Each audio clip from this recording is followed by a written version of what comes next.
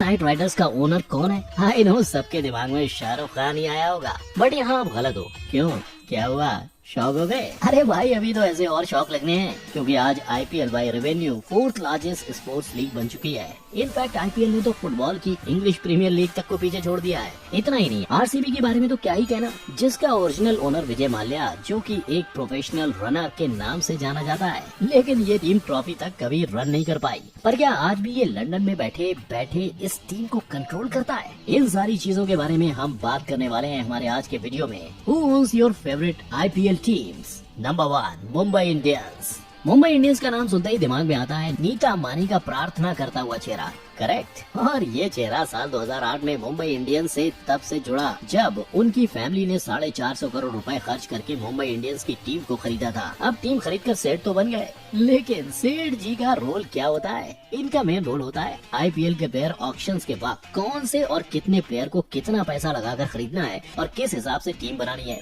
बस उतना ही। और उसके लिए इन्हें प्लेयर पर्स भी दिया जाता है, जिसका मतलब होता है उसकी लिमिट से ज्यादा पैसे खर्च करके आप प्लेयर्स नहीं खरीद सकते हो। एंड 2022 का प्लेयर पर्स ₹90 करोड़ का था। बट ये तो हो गई बात प्लेयर ऑक्शन के पैसों की, लेकिन आमची मुंबई की टीम की वैल्यू एज अ ब्रांड भी आईपीएल में सबसे ज्यादा है। और अब यहाँ आप कान बंद कर लो वरना गिर जाएंगे, क्योंकि वो वैल्यू ऑलमोस्ट $79.5 मिलियन है। और इतना ही नहीं, आईपीएल की हिस्ट्री में सबसे ज्यादा 5 बार ट्रॉफी भी इन्होंने अपने नाम की है। लेकिन इतनी सक्सेस होने के बावजूद भी कंट्रोवर्सी ने मुंबई इंडियंस को कई बार छुआ है। जैसे कि 2008 में हुए एक मैच में मुंबई के हरभजन सिंह ने पंजाब के श्रीनाथ को एक जोर का चांटा लगा दिया था, और फिर हमारे भज्जी को बीसीसीआई ने जोर का 11 गेम बैन लगा दिया था। Number 2, Delhi Capitals. जहां मुंबई 5 बार आईपीएल जीत चुकी है, वहीं इंडिया की राजधानी दिल्ली की टीम ने एक बार भी ट्रॉफी नहीं उठाई है। इनफैक्ट 2018 में इस टीम का नाम दिल्ली डेयरडेविल्स से चेंज करके दिल्ली कैपिटल्स कर दिया गया, फिर भी ट्रॉफी नहीं उठी। लेकिन दूर किसी जमाने में जब ये दिल्ली डेयरडेविल्स कहलाते थे, तब 2008 के ऑक्शन में जीएमआर ग्रुप ने इस टीम को $83 मिलियन में खरीदा था। और 10 साल बाद जब रीनामकरण हुआ तो जेएसडब्ल्यू ग्रुप के साथ मिलकर इन्होंने वापस एक नई बोली लगाई $169 मिलियन की। मगर जलवा तो देखो, एक भी ट्रॉफी न जीतने के बावजूद भी इस टीम की ब्रांड वैल्यू $56.1 मिलियन है। बट पैसे से हटकर हम अगर एक इंटरेस्टिंग चीज पर ध्यान दें तो आपने ये चीज जरूर नोटिस की होगी कि आईपीएल में कोई भी पाकिस्तानी प्लेयर नहीं खेलता। ऐसा शुरुआत में तो नहीं था, मगर 26/11 के बाद उन्हें बैन कर दिया गया। लेकिन जब पाकिस्तानी प्लेयर्स आईपीएल में अलाउड थे, दिल्ली कैपिटल्स उर्फ दिल्ली डेयरडेविल्स की सबसे बड़ी कंट्रोवर्सी भी तभी हुई थी। पाकिस्तानी बॉलर मोहम्मद आसिफ, जो दिल्ली की टीम में थे, 2008 में उन्हें दुबई एयरपोर्ट पर अफीम के साथ पकड़ लिया गया था, जो उस वक्त बहुत बड़ा तहलका हो गया था। Number 3, Chennai super kings. Whistle पोडू, मॉडर्न इंडिया क्रिकेट की जान एमएस धोनी बसते हैं इस टीम में, और इन्हें शुरुआत से ही टीम में रखने के लिए एन श्रीनिवासन ने काफी मेहनत भी की है। एन श्रीनिवासन वही हैं जिन्होंने 2008 में सीएसके को $91 मिलियन में खरीदा था, और आज वो इन्वेस्टमेंट उन्हें दिख भी रहा है। सीएसके आईपीएल की सबसे पॉपुलर टीम में से एक है और सारी टीम्स में से सेकंड मोस्ट वैल्यूड ब्रांड भी। लेकिन इतना ही, 2021 की जीत को मिलाकर इन्होंने 4 बार आईपीएल जीता है। और यहाँ हो सकता है कि आप मुझसे पूछो कि फैक्ट भाई आखिर ट्रॉफी जीतने पर होता क्या है, पैसे वैसे भी मिलते हैं या नहीं? तो पैसे क्या, पैसों का ढेर मिलता है बॉस। लास्ट ईयर का कप जीतने पर सीएसके को 20 करोड़ रुपीस मिले थे, लेकिन सिर्फ विनर कोई नहीं, फर्स्ट 4 टीम्स को प्राइज मनी दिया जाता है। और ये भी सुन लीजिए कि बीसीसीआई यानी board of control for cricket in India ने ये चीज कही है कि प्राइज मनी कितना भी हो उसमें से 50% प्लेयर्स को जाना चाहिए। लेकिन कभी कभी लोगों के लिए पैसों के ढेर भी कम पड़ जाते हैं, इसीलिए शायद 2013 में सीएसके के टीम प्रिंसिपल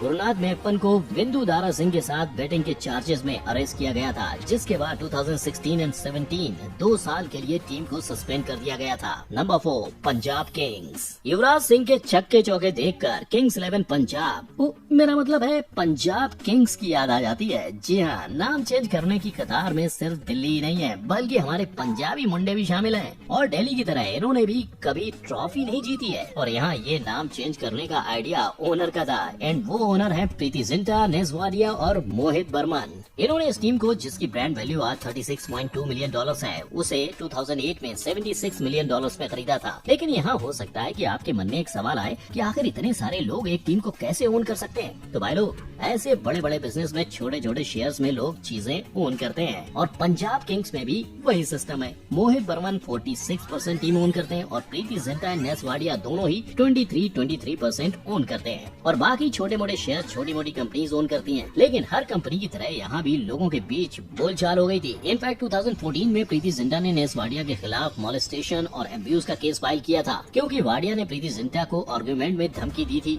और हाथ पकड़ लिया था। लेकिन उसके पहले जब प्रीति जिंटा और नेस वाडिया ने ये टीम खरीदी थी तब वो एक कपल थे, बट 2009 में उनका ब्रेकअप हो गया। Number 5, Kolkata night Riders.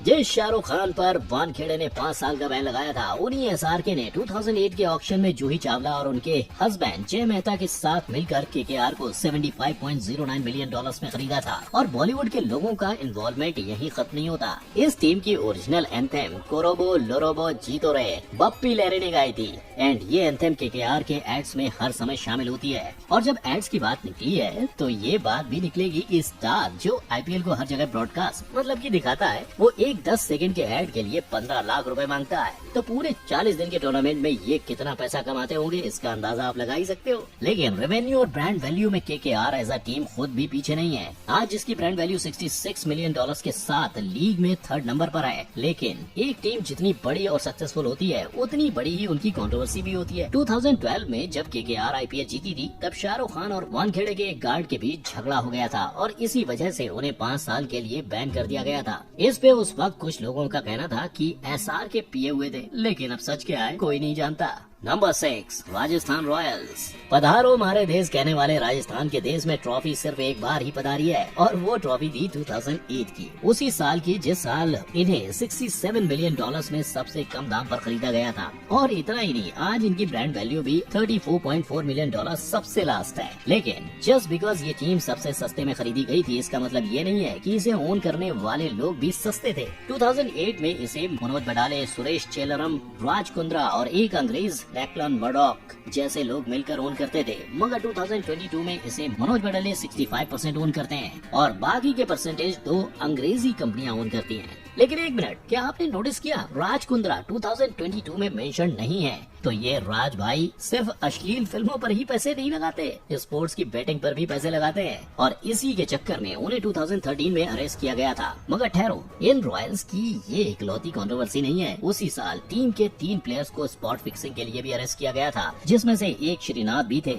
और उसके लिए उन पर 7 साल का बैन लगा दिया गया था और टीम को 2 साल के लिए सस्पेंड कर दिया गया था। Number 7, royal Challengers Bangalore. 9,000 crore का घोटाला करके माल्या इंडिया से आज तो भाग गया है, लेकिन 2008 में उसने 111.6 मिलियन यानी $111.6 मिलियन भर के सेकंड कॉस्टलीस्ट टीम खरीदी थी। बट इसके इतने पैसे भरने पर और किंग कोहली के हर साल कोशिश करने पर भी आज तक इस टीम ने एक भी ट्रॉफी नहीं जीती है। लेकिन फिर भी इनकी ब्रांड वैल्यू आज $50.6 मिलियन है। और यहाँ पूछेंगे कि एक मिनट, अगर माल्या घोटाला करके भाग गया तो आज इसे ओन कौन करता है और आखिरकार ये टीम पैसे कैसे बनाती है? तो बालक, इस टीम को आज भी माल्या की कंपनी यूनाइटेड स्पिरिट्स ओन करती है, लेकिन अब उसे डायगो कंपनी ने खरीद लिया है और रिसेंटली उन्होंने टीम का चेयरमैन प्रथमेश मिश्रा, जो कि एक डायगो के सीसीओ हैं, उनको बनाया है। और रही बात टीम की, तो आईपीएल में टीम प्राइज मनी से तो पैसे कमाते ही है, लेकिन उसके अलावा भी और बहुत कुछ होता है, जैसे कि टिकट्स, स्पॉन्सरशिप्स और मर्चेंडाइजिंग। मतलब कि टीम की टी शर्ट्स, कैप्स, चश्मे वगैरह जो बिकते हैं, इन सारी चीजों से भी टीम काफी कमाती है।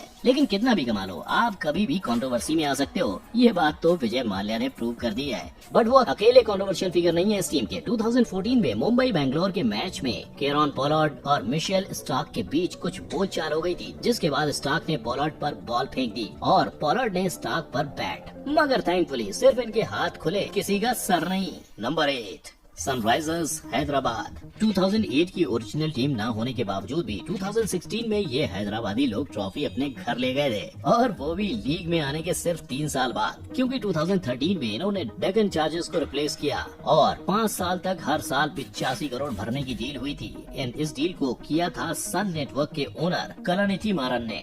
बट अच्छी परफॉर्मेंस की वजह से ये आज भी टूर्नामेंट में खेल रहे हैं, उसी टूर्नामेंट में जिसमें इसकी ब्रांड वैल्यू आज $52.1 मिलियन है। और जहां सिर्फ 5 साल की बात हुई थी, आज इन्हें ऑलमोस्ट 10 साल हो चुके हैं खेलते हुए, और इन 10 सालों में जनरली तो ये क्लीन रहे। लेकिन 2021 में जब इन्होंने डेविड वार्नर, जिनकी कैप्टेंसी के अंडर इस टीम ने 2016 की ट्रॉफी जीती थी, उनको अचानक बिना कुछ कहे कैप्टेंसी से हटा दिया गया था और केन विलियमसन को कैप्टन बना दिया गया। तब बहुत बड़ी कंट्रोवर्सी